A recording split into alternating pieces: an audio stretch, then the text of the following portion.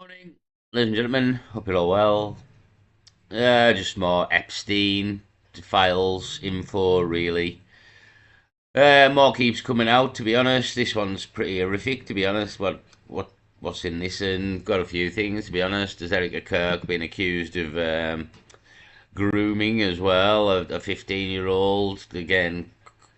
Links into like Romanian angels, links into Epstein. She won a beauty pageant. I mean, she just looks evil, the woman, to be honest, doesn't she? I've seen a video that somebody made of just her evil eyes there, her evil eyebrows. Look at her. So Erica Kirk's, there's text messages of her kind of grooming a 15-year-old.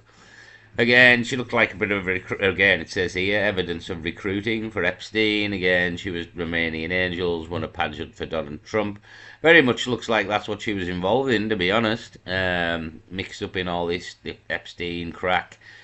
Got a woman here. She spent a year at Harvard University, and just kind of tells what it was like there. Quite interesting. I'll play that. We've got a guy called Isaac Cappy who was probably murdered for trying to expose this quite a while ago. But people will either have forgot about this man or not know who he is. But I'll play that as well. There's plenty of videos. This is only a 3-minute, 4-minute video on Isaac Cappy, but there's plenty of videos on Isaac Cappy as well. A guy who was probably murdered for trying to expose this. Trump audio admitted sleeping with girls. Think it's on the Howard Stern show, so we can get to that as well. And just some Asmongold as well. So we'll start off here on Stephen questions everything, which is a real good plan there. Stephen, do question everything. At this point, it's all gone to shit. So let's have a listen to this. This is quite bad, to be honest. This is without a doubt the most creepy file I've seen so far. In this video, we're gonna uncover this redacted image. We're gonna break down what lies behind it in fine detail. We're also gonna cover what seems to be international blackmail. But before that, let me give you a little bit of background. This is a draft. Sorry to interrupt, I just noticed this on the right. I'll fucking kill you if you hot mic captures Wexner's lawyer. So that's another thing that's happened as well. Les Wexner, now quite an old guy, give quite a lot of money to Epstein, or he says Epstein stole a lot of money. 5 days old, that to be honest, and I just forgot to mention it, but yeah, the lawyer was reaching in. I mean, they wouldn't believe who's involved in this and trying to cover it up, and you know what I mean, Pam Bondi, she's definitely trying to cover it up, whether she's involved, probably, but Pam Bondi's covering it up, as we've seen there, and just not answering questions, just taking the full piss out of it, to be honest, in the thing, and just calling people names. No care for the victims whatsoever. So yeah, they're still trying to cover this up massively. Again, that's why loads of stuff's redacted here. So okay, anyhow, this is real bad, honest. This is bad. This. From Marsh Law Firm on November 10th, 2020. Now, obviously, these names are going to be redacted, but let's take a look at this. Much of the essay, some of it documented in images she has provided, has been violent and sadistic. She is articulate and recalls in detail certain events relating to her abuse in New York. Her statements appear to be corroborated by documents and photographs that she has provided. This goes beyond hearsay. This goes beyond just wild speculation. This is all documented. Now, this is how trafficking occurs, and this is pretty heavy. The girl that we're covering in this video was left with her foster parents. She believed their names were Mike and Sheila in Brooklyn. She believes that Sheila's real name is actually Barbara Levin or Levine. Yeah, that's very, very common, to be honest, that that foster parents, again, because people wonder why people would do this to the children, and some people do, to be honest, but a lot of it's done through foster parents as well, and the foster parents aren't kosher. Do you know what I mean? They're only getting kids to paedophile rings. There's been quite a few cases of this, to be honest. So yeah, it's an absolutely sick world, to be honest. And this is why like we kind of keep needing exposing it, because if you ever, I mean, I've said before as well, all these people run the world, and the reason the world's fucked is because you've let all the satanic paedophiles run the world. You know what I mean? Not a good idea. So, yeah, we need to keep exposing this, because these people all need, if not justice and prison or fucking hanged, a lot of them, then we need to get them out of power, so at least the world isn't fucked. So yeah, it's a big job. It's the biggest job of all time for everybody ever. It's the big job here. And it's going to take a lot of people, like everybody, the peasants, the zombies primarily. The zombies need to click on that the fucking zombies, and we need to act here. You know, you need to act and do something and put pressure on, because ultimately, if we let this carry on, we're all doomed. We're all absolutely doomed. So it's going to get quite bad in a minute. Like some of the, and there's a photo of this. You need to remember as well. So this last year, she's got evidence. There's photos. Again, this is an FBI write up of what's gone on, and yeah, there's a photo in a minute. You don't see the photo, obviously, but the description of the photo is quite horrific, to be honest. Well, you're dealing with the sickest people in the world here, so get used to it. Now, this girl reports that her foster parents abused her and trafficked her to others, including parties at fancy rich houses in New York City. There is evidence that suggests that the fancy rich house was Epstein's New York City mansion. Now, in this file, which I'm linking for you guys to take a look for yourself, there's lots of detail, there's lots of nuance. But one of the things that stands out the most is the fact that they have one of the perpetrator's names. His name is Mike. The law firm compared the face of the graphic images held by this girl with pictures from her childhood to help substantiate that these pictures are actually of her. In this photo here, which is obviously redacted, it's a picture that she believes was from Mike in a blue shirt, and Olivia with Mike standing behind him, the image sent to her phone. Yeah, I mean, again, and this Mike's face, like it's being all covered up again still. So who is this Mike possibly? Again, there's a lot of people not been exposed so far as well. I mean, the majority of the files we haven't got, and that'll be all the worst stuff.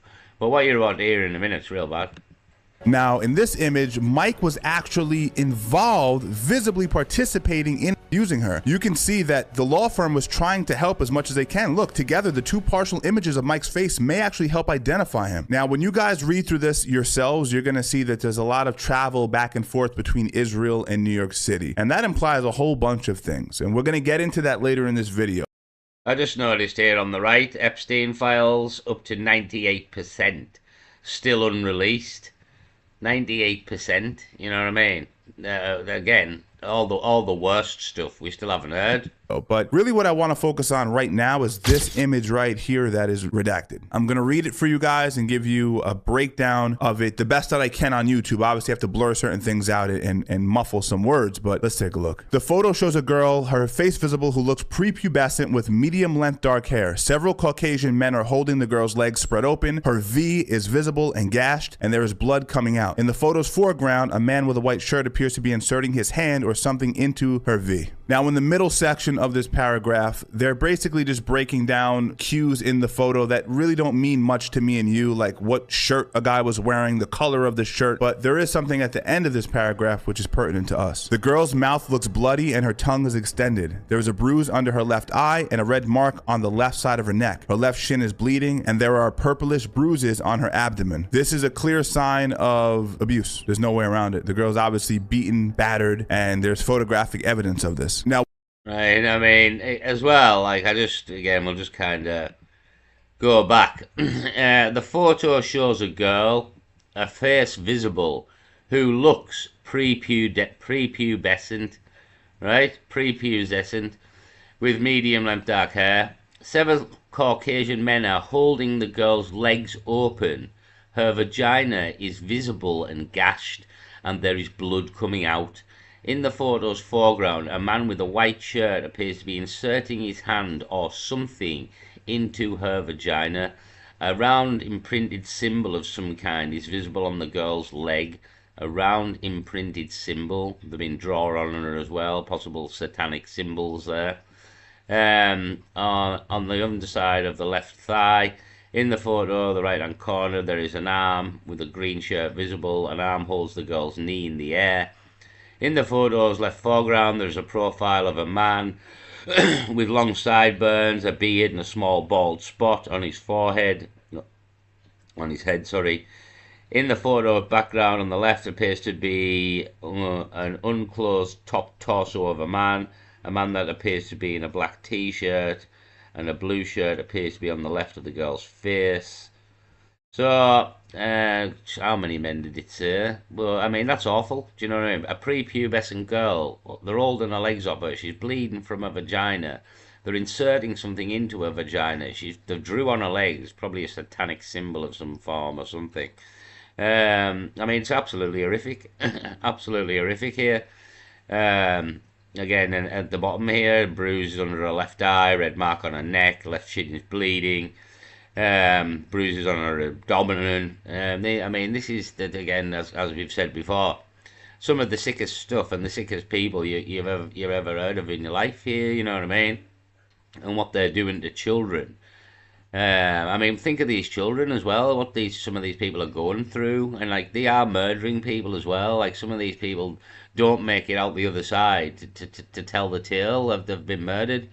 Hence why he's ordering all the acid, etc. All the people that probably wouldn't shut up after being abused were taken out, and again, the people who they thought would be quiet, who eventually haven't been, but it took years.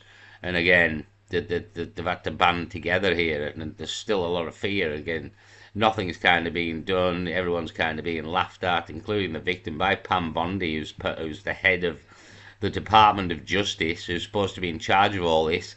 Released girls' names, redacting loads of people who were guilty, absolutely involved, as we've seen from other videos there. Undeniable that she's covering all this up. Again, covering it all up for Trump, because Trump's massively involved. So, the channel was Stephen Questions Everything. It was quite a short video, to be honest. But primarily, we were just listening to how bad this description is here of what's gone on, you know what I mean? So, we're going to move over again, and this is very much telling you the same tales. Again, this woman here. My year at Harvard with the Epstein class is the name of the video. Sims Books is the name of the channel. 37,000 subscribers. So I'll just listen to this as well. In regards to those files, I want to tell you all about my freshman year at Harvard, because Harvard is the crucible where pedophilic world leaders are forged. Like Rory Gilmore, I dreamed my whole life of going to Harvard, not because I knew anything about it, just because it was supposed to be the best and I wanted to be the best. And I got in. And I went there for my freshman year, and then I left because I found Harvard to be, frankly, dark-sided. There's no better word for it. My first inkling that something Yeah, Harvard and Yale. Sorry to interrupt. Harvard and Yale are the two top. Yeah, there's Skull and Bones Society, but I believe that's Yale University. Pretty dark, to be honest. Again, you can go and there's plenty of documentaries on Skull and Bones. All the presidents have been in there. I just noticed on the right here again, Channel 4 News, Epstein Files investigation suggests just 2% of the data has been released to the public. So there's 98%, as we said, not released, which has got all the worst stuff in it. True stories of Jeffrey Epstein's abuse. And this is the thing, stop pinning this all on Jeffrey Epstein. Like, it's not just Jeffrey Epstein. All of these people are involved. It's a massive high-profile child trafficking, human trafficking, organ probably trafficking as well. That's what they do with the dead people. Network of satanic fucking pedophiles here. It's the lot of them, you know what I mean? You've seen Bill Gates there trying to fucking claw his way out of it. Fucking load of bullshit. They're all involved. They're all fucking pedophiles. They're all fucking sick bastards, and we need to rid of every fucking single one of them, to be honest. So, let's just listen to what happened to this lass at Harvard here on her freshman year. Rape capital of fucking American colleges, by the sounds of it. Thing was deeply wrong at Harvard came the first weekend of school when I went to a party at the Harvard Crimson, which is the student newspaper. And someone put a whole bunch of roofies in the punch being served, and like 20 girls had to go to the hospital and get their stomachs pumped and almost died. And what horrified me the most wasn't actually that this like mass attempt of SA had occurred. It was the way people talked about it the week after. Which was like, it was funny. Like, it was a joke. Like, haha, those Harvard Crimson boys are such pranksters. And I guarantee you, those boys that put those roofies in that punch are now the most powerful people in corporate media worldwide. They are executives and on the boards of newsrooms, TV stations, newspapers, the FCC. They run the media. Those are the people that run the global media. And Yeah, like these people are funneled through, like Harvard, Yale, Oxford, Cambridge, etc., Eton. And they're always destined to move into these high positions of all these companies because these companies are ultimately owned by all the elites, and they're always thinking of the next generation and bringing people through. Again, all these politicians like Starmer and Blair and everybody, it's all came through the system and worked their way up. And they were got early on and sent to these universities and colleges. And yeah, like again, Yale there has got Skull and Bones, and most of the people in Skull and Bones, it's quite a dark fraternity if you look into it. So it sets you up for life very early on, you know what I mean? So yeah, this is what goes on and how it all works, and they get them early on, and a lot of these people will be the children of these elites as well, do you know what I mean? And sending them to these high class universities. And they've got no moral. I mean, she says later down the line, it's like these people have got no souls. So I'll play the rest of it. Sorry, I'll try and not interrupt as much because it's quite interesting. But yeah, you just got to grasp how this all works. And it doesn't just work, it works from early on. These people are all in certain universities and pushed into certain places and given jobs in CEO positions of all the companies the elites own is kind of the crack here, you know what I mean? And they knew they were being groomed for that then. And they knew that they were untouchable and they could mass drug dozens of girls with date rape drugs and nothing would happen to them. And nothing did. A few months after that, I was going out to lunch with a friend of mine from my dorm and some of her friends. And one of those girls, we went to pick her up for lunch, and she shared kind of casually that she thought she had been date raped the night before. She had woken up in the bed of someone she did not know and had no memory of how she got there or what had happened to her, but she was pretty sure that she had been SA'd. Although we didn't call it that back then. She just said, I think he had sex with me. And as we were getting ready to go to lunch, and this girl I barely knew's dorm room, she was talking about like running through the mistakes she had made the night before, up to the part that she could remember, and how, I shouldn't have had that extra drink, and I shouldn't have gone to that second party, blaming herself for what had happened, and no one else was like pushing back on that, and it didn't occur to me to push back on that. These were upperclassmen also, and I was a freshman, and I was taking mental notes about like, oh God, okay, these are the things that I have to do to not get raped. And I remember asking her if she was going to like report it or go to the doctor or the police, and she was like, no, there's no point. No one will it doesn't get investigated. And then they talked about some girl who had like tried to accuse a boy of rape like the semester before, and like she had gotten suspended. And just like side note, this was the year Mark Zuckerberg, 2003, 2004, created Facebook and created a database of like hot girls for people to look at. We didn't know it was that. We just thought it was like, oh, look, you can like look up the names of your friends from class and see what they said their favorite food is. So then sometime in the winter, it was very, very cold, I got invited to a finals club party. And finals clubs are the secret societies at Harvard. And I knew they existed. People talked about them. And obviously I had seen the 90s Skull and Bones movie about the secret societies at Yale. And I wanted to go purely from like an investigative journalist standpoint. Like I had that, beat at the time, and I had to go see what it was like. I was given a dress code to attend. I had to wear a short skirt and heels, even though it was like -20 with wind chill in Boston at the time. So I remember walking through these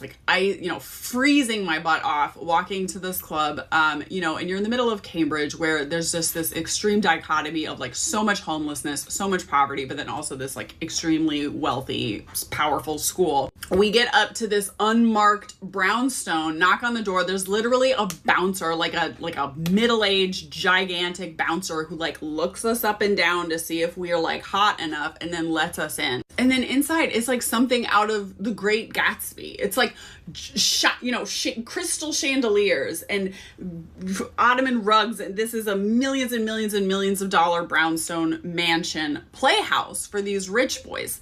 And there's staff who are all black men wearing bow ties. And it was just the creepiest feeling. And then I saw people like that I recognized from class, and then I was learning that like, oh, those dudes belong to this finals club. Like they don't really go to the same college as me. Like this is their real college experience. They had a bar, just an open bar with like the most fancy, ridiculous liquors and wine you can imagine. And you just go up and order whatever you want for free. I didn't stay very long because all the girls there were being treated completely as like objects for the men's entertainment. I was getting grabbed. I was being touched. People were dancing with me forcibly against my will. Like I was not enjoying myself. So I went, I had a look, and I wanted to go, but they had taken our coats at the door and I could not find my coat. So I started, wandering through the hallways and up the stairs and going away from the main party, and literally like past a room where there was like an orgy happening. And I was like, I'm 17. I hadn't even turned 18 yet. I was like, I'm way too young for this. I was so traumatized. Finally, I found the coat room and I got my coat and I got out of there and I went home. But by this point, my opinion of my fellow classmates, and this was not all of them. I met some really lovely people at Harvard. Most of them not white people. Most of the white people that I met at Harvard, it was like something was missing behind their eyes. I had never been around rich people before. I was upper middle class in the perspective of a very small town in rural Illinois. I had never been around actually rich people before. And their conversations seemed soulless to me, and they seemed to lack any ethics whatsoever, and like a common human feeling was missing there. I got very, very depressed. I listened to Pink Floyd's The Wall nonstop all the time because it was the only thing that seemed to capture like the sort of evil feeling I was feeling about the world being there. I started making plans to transfer because I was going to die if I stayed at Harvard. And I spent every single weekend at the Cleveland Institute of Music, where I had two guy friends from high school. And I would go and stay in their room every single weekend. And they were nice boys. And they never did anything bad to me because they were decent, nice boys. And I hung out with them every single weekend. I never wanted to be at Harvard. But once my plans to transfer were finalized, I kind of let my guard down and I was like, Harvard can't hurt me anymore. Let me try to be a little more social. And there was this guy I had known all year from tutoring. We would take the bus to inner city schools and read books to kids. And he was always really funny on the bus.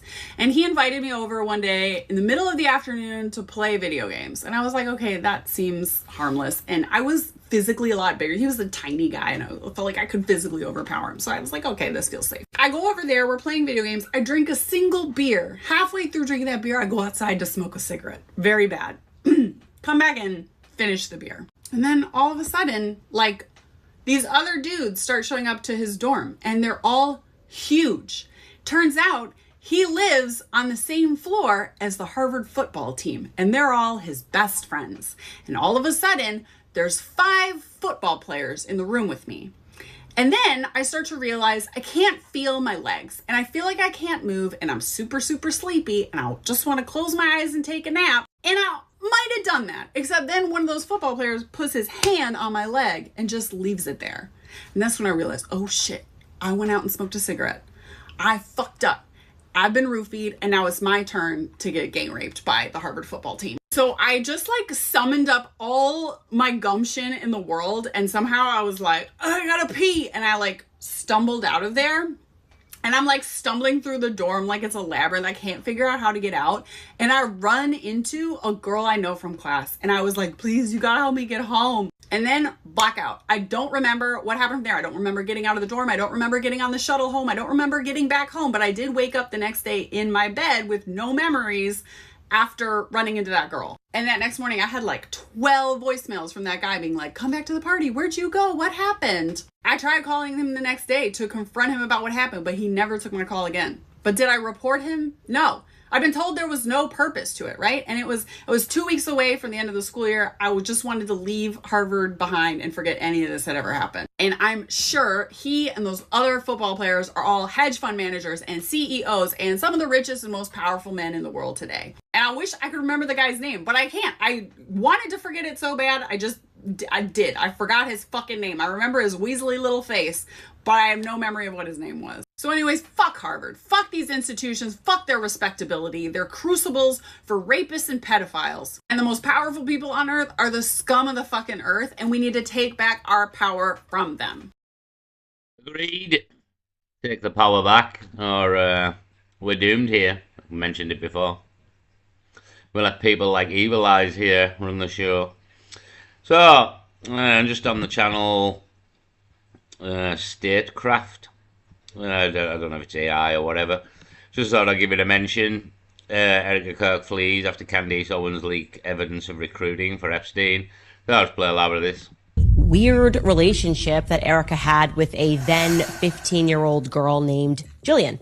Erica was 25 years old at the time, and they developed a relationship that some people believe amounted to a type of grooming. Screenshots are all over the internet right now of her exchanging gifts and inappropriate text messages with a 15-year-old. Candace Owens is losing her shit, and her own employees are getting fired for asking questions. And she's like, you know what? Europe. And Erica Kirk was caught texting, sending creepy memes, commenting on her Instagram and her Twitter, along with setting her up with a photographer to have her pictures taken. Erica Kirk is trending after Candace Owens dropped receipts showing Erica allegedly interacting with a 15-year-old in a suggestive way and positioning herself inside youth recruitment spaces. And what's making people raise eyebrows even more? Right as those screenshots, timelines, and archived posts started circulating, Erica stopped addressing the Advert, fucking YouTube. I mean, in fairness, I don't think it was Candice Owens that's noticed this. I think she's picked it off someone else. I've seen it on a few channels. I just didn't report on it yet. Again, I've mentioned quite a lot's coming out on Erica Kirk there, a different video. Hold on.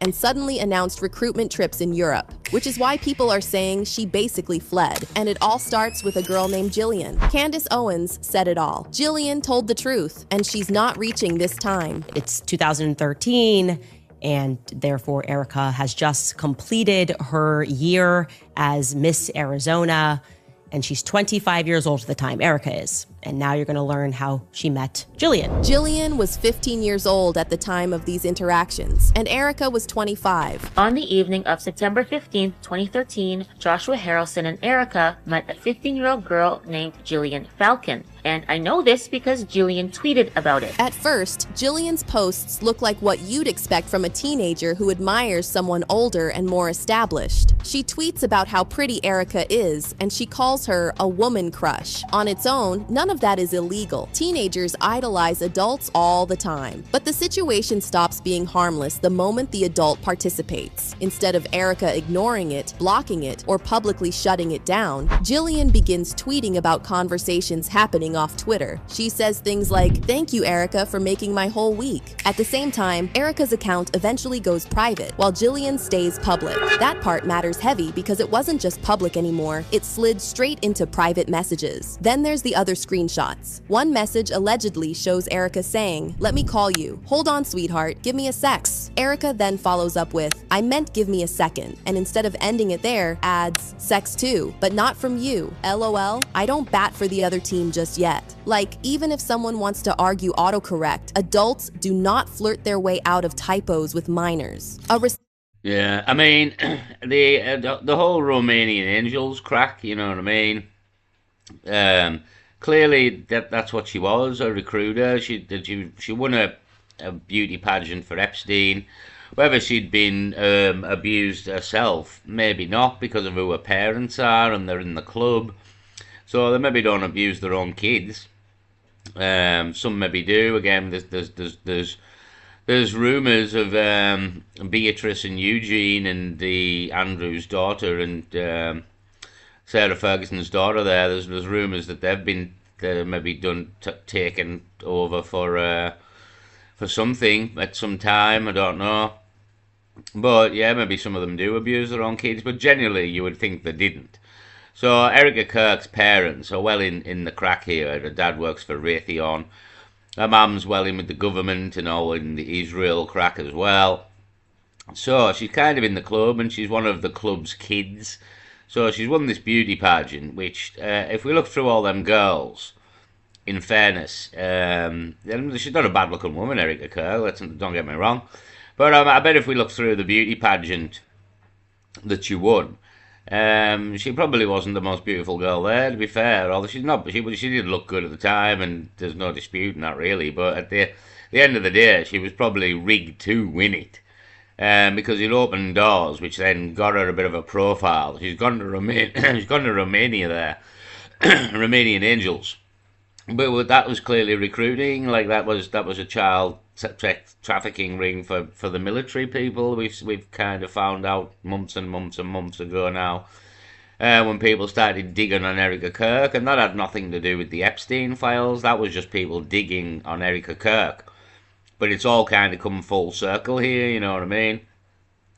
So I think that there's good cause to say that she is a recruiter or has been, and this is kind of evidence of it. So's the Romanian Angels. Again, she knows Donald Trump from winning one of his beauty pageants. It's all there. The dots are there to be connected, really. You know what I mean? Again, the dots are there to be connected for me. Anyway, it's clear this woman is a recruiter of form. She's an actress as well. We're being played on this whole Charlie Kirk affair as well. Again, I mentioned we've for me, he's probably alive. Again, it was all too weird and suspicious in the aftermath, and even him being shot, the blood come out was a bit weird. If you think about it, just a big spurt of blood, and then that was it, and nobody had blood on them, and there's all sorts, to be honest, if you go right through it. So I think there's a good evidence that he is still alive somewhere, and they're just hiding him. And it's all about where Erica Kirk's steering TPSU now, and the American youth primarily is what it's all about. So, the video's statecraft anyway. Erica Kirk flees, apparently gone to Ireland. I don't know about that. If it's not far from me, if we see her, I'll shout fucking sex trafficking, fucking paedophile, fucking elitist bitch at her if I see her. Don't worry. Yeah, so just thought I'd give it a mention anyhow. Erica Kirk's fucking more info on Erica Kirk.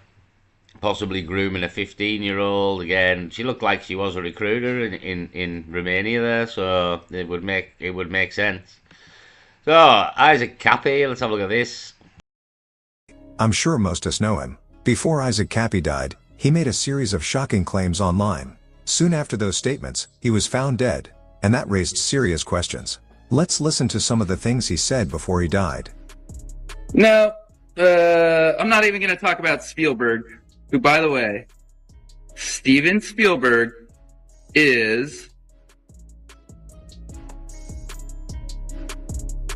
Yep. See how easy that was, Corey? I didn't need $10 million. I just said it. But what... Yeah, again, if you look into Isaac Cappy, he was trying to kind of expose people, and then he ended up dead. Very suspicious, accusing Steven Spielberg of being a paedophile. This girl here died quite young, I believe. I didn't, it's the girl off the Poltergeist, I believe. And when all this, a couple of weeks back, when it was all sort of coming out, and I passed something to do with the Poltergeist and this little girl. It's like Carol Ann. I remember that when watching Poltergeist when I was young. Yeah, and this little girl died real young, and she's a blonde girl, and they liked blonde girls, as we've seen. And I just started wondering, could she have been abused? Could she have been possibly murdered or sacrificed as well? I don't know. You don't know what goes on. But I was just aware that this young lass, a very, very talented actress for her age, and was destined to be very, very famous. Everybody would have known her, and she had ever made it to adulthood, it would seem. But yeah, she died real young, and she was blonde, and everything we know that's going on in the background here. And when these people like these children, they kind of just do what they want because they're all the richest people in the world. They think they can get away with this, and they have got away with this for so long.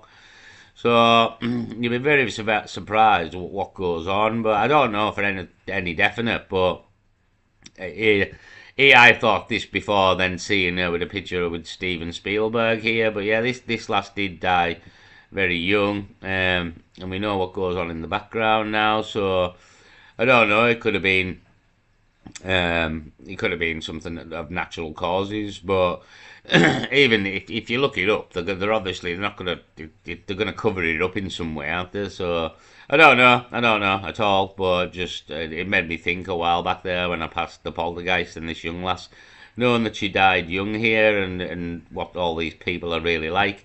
And whether if somebody takes a fancy to your child, one of these elitists, then the goodbye Vienna, they will take your child. It would seem.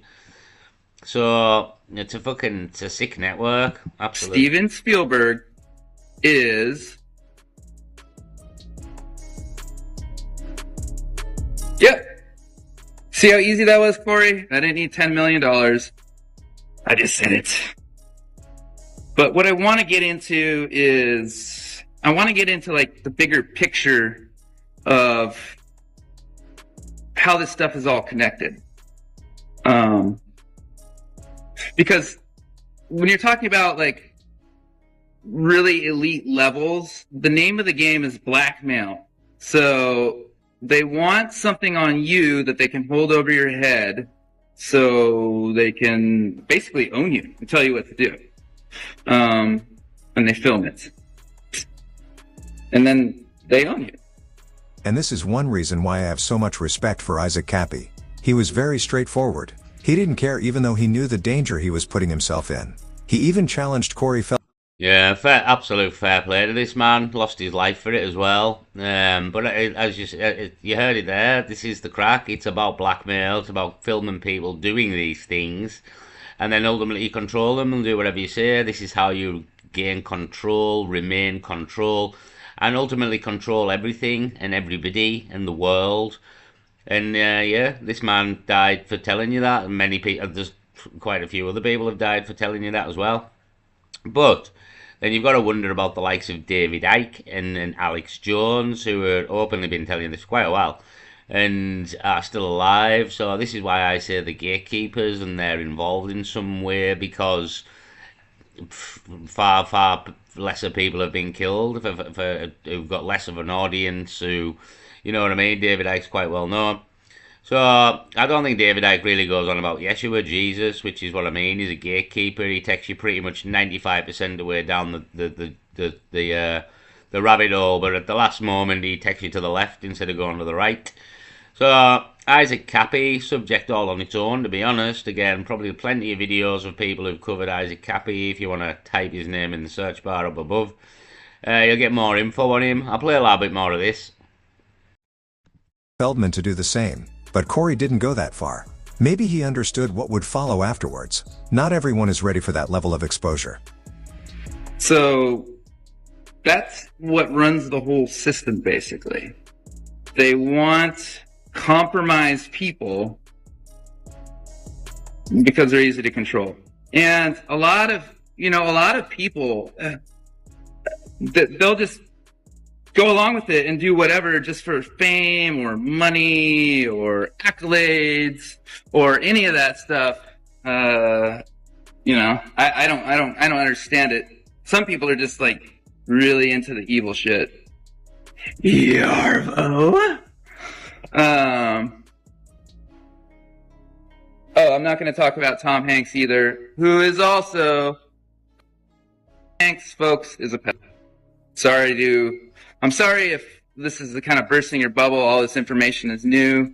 Watching this from a distance, it's easy to say the world is a better place. It's easy to feel comfortable. But listening to someone like Isaac Cappy who have seen it all, it's a different feeling. If I'm honest, it scares me. Because if even part of it is true, then we are looking at something much deeper than we think.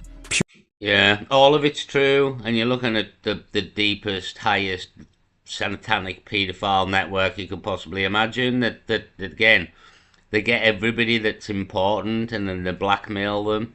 And if they can't get them, you can be killed as well, like this man here. So this is really the extent of what's going on. It's real bad, it's real deep, it's real high, and we're all fucked if we don't get rid of these people, is kind of the bottom line here. So Isaac Cappy, again, subject all on its own. Maybe make a video. So many videos to make, to be honest. There's so much going on. It's hard to keep up with what's going on currently, never mind the past. You know what I mean? So yeah, but again, if you want to look into Isaac Cappy on your own, there's plenty of videos I would imagine exposing what went down. So I'll move over. Hold on. So just on Keith Edwards here, unearthed audio. Trump admits to sleeping with girls. 1.18 million subscribers. Keith Edwards, the channel. I won't play it. This video is long enough. But if you want to come and watch it, Keith Edwards, unearthed audio. Trump admits to sleeping with girls. So I'll just move back over to last and not least, Asmund Gold. The video's long enough, so just play a bit of this. So I did see this yesterday. So Thomas Massey apparently just named the people in the files that were being redacted. Congress created the Department of Justice. Congress funds the Department of Justice. And Congress is responsible for the oversight of the Department of Justice. And you're in Congress. When will we see justice? How about I'll tell right you now? what I've not seen. I've not seen any arrests from the revelations. True, it's embarrassing. The UK is 2-0 on us. In the Epstein files, over 3 million documents describing horrible things, describing real horrible things. Yeah, we're 2-0, but we're arresting people for like political crimes, not for paedophilia, not for satanic fucking sacrifice and fucking you name all the worst shit. Yeah, we're just you've fucked up in office here in Britain. You know what I mean? What a shit show it is. Like that's what I mean. That the worst, like what we heard about that young lass at the very start there. Who were all these men that are all grabbing this young lass and nodding their legs up? And who were the 5 or 6 men there? Who were that? You know what I mean? And why aren't they getting prosecuted? And again, for paedophilia and for fucking sex and child abuse and sex trafficking and fucking, you know what I mean? Fucking, you told a few secrets to the Russians or something, or the fucking Israelis here. No, we want people prosecuted for the real sick shit here. That's what we want done here. That's what we want fucking done. unspeakable things, much of it redacted. Over 24 people have resigned, CEOs, members of government worldwide. Why would they do that? But I haven't seen any arrests or investigations here in the United States from this Department of Justice. Very interesting. Prince Andrew, Duke of York, has been arrested. Peter Mandelson, he's been arrested. Former Prime Minister of Norway has been charged. But we don't see any charges, arrests, or investigations in the United States. Who are the men that should be investigated? I'll name them right here. Leon. Oh boy, here we go. I'll name them right here. Leon Black. You don't even have to see past the redactions. Guy is worth $13 billion. Between 2012 and 2017, gave Epstein roughly $150 million. And this was way after his initial convictions. Most mails are redacted, but there is one where Epstein directly mentions him. While writing to Israel, former Prime Minister Ehud Barak. To see that this man needs to be investigated. Jess Staley, accused of terrible things. Jess Staley, former CEO of Barclays and JP Morgan executive. He was the executive primarily responsible for managing Epstein's accounts for years after the initial 2008 conviction. The two exchanged over 1,200 mails between them, some of these with extremely cryptic language. When the full extent of their ties surfaced, Staley was forced to resign, and JP Morgan agreed to pay $290 million to settle a lawsuit brought by Epstein's victims after the US bank ignored warning signs about its client during a 15-year relationship. It's right there in the files. Why is he not being investigated? And Leslie Wexner. Why the most powerful man, the richest man in Ohio, gave so much of his wealth to the largest modern sex trafficking ring in American history. He would say, like, I'm providing financial advice to the founders of Google. Wait a minute. Financial advice to Jeff Bezos. Why would you sign your friend Leslie to someone you did not consider to be a friend of yours? I don't know. It's a mystery. Why did the FBI list him as a co-conspirator and then tell him that they had no questions for him? Well, the Epstein Files Transparency Act requires the DOJ and the FBI to disclose to us their internal memos and emails about how they made those decisions, whether to prosecute or not prosecute. Exactly. Yet they have not delivered those memos. And we still don't have the memos and documents and emails from 2008 to explain why Jeffrey Epstein was given such a light sentence in what would have been an open and shut case. 20 years. This stunning, never-before-seen prosecution memo and draft indictment detailing the disturbing evidence they gathered against the financier. But that 60-count indictment never filed. filed. Instead, Epstein landing the now infamous deal allowing him to plead guilty to lesser state prostitution charges. Which allowed him to go back and recommit these terrible crimes. Exactly. Hundreds Over of more 10 years victims. after that. We need justice. We want the Department of Justice to get to work, and that's what they need to do now. To let I think what he should do next, if you think these guys need to be investigated, you need to create documentation. Like, it sounds stupid, but I think you really should do this. Create a infographic that explain why each of these individuals needs to be investigated, and then the different connections with everything, right? Like that meme of like the guy that's pointing on the fucking thing with like all the different connections. You need to get like your staffers or, you know, like get somebody out there who's going to be able to put that together. Yeah, like honestly, just like hit up CoffeeZilla, probably do it. Yeah, but they're shutting it down, as we've seen from Pam Bondi there, who's in charge of the Department of Justice and in charge of all this. We haven't been released most of the files. Again, talk of 98% there still to be released. A lot of people been redacted who are guilty of things, not didn't redact victim. So it's a shit show. It's a shit show, but it clearly shows, and Pam Bondi herself has clearly shown that she's covering all this up. She's working for these people. You know what I mean?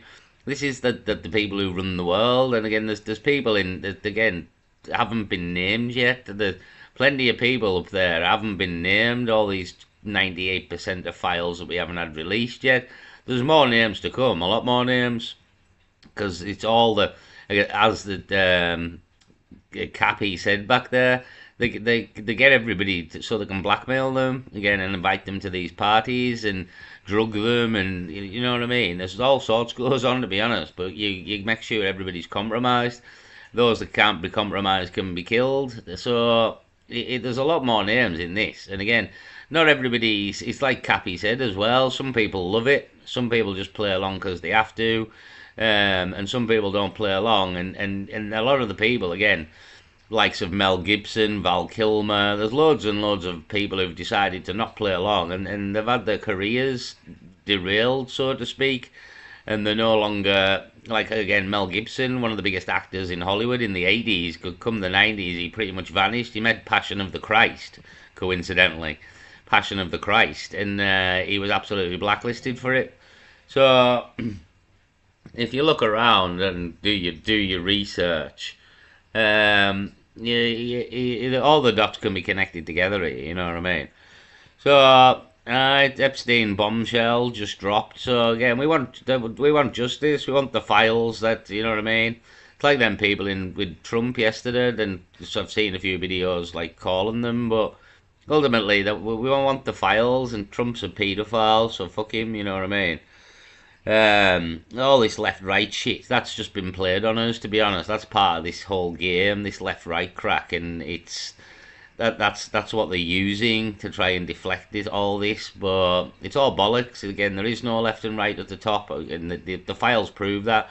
They're all either left or right. They're all in on this, you know what I mean? There's pictures here.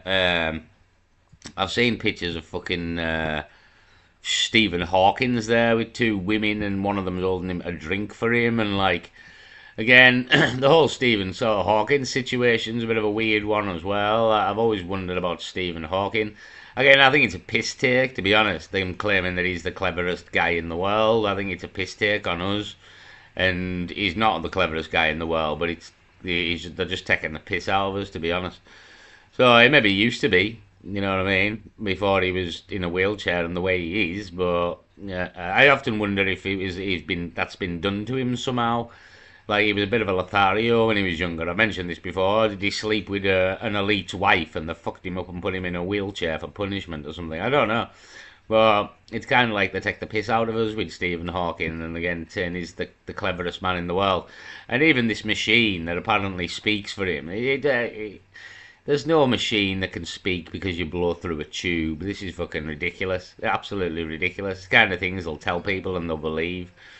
So, yeah, I'll kind of leave it there for the Epstein files. Fucking, I haven't mentioned this, but there was a Tourette's guy at the BAFTAs who shouted the N-word, and he shouted a few things, to be honest, but he shouted the N-word to black people giving an award. I thought it was hilarious, to be honest. I thought it was absolutely hilarious. Anyway, I'll leave it there, peace.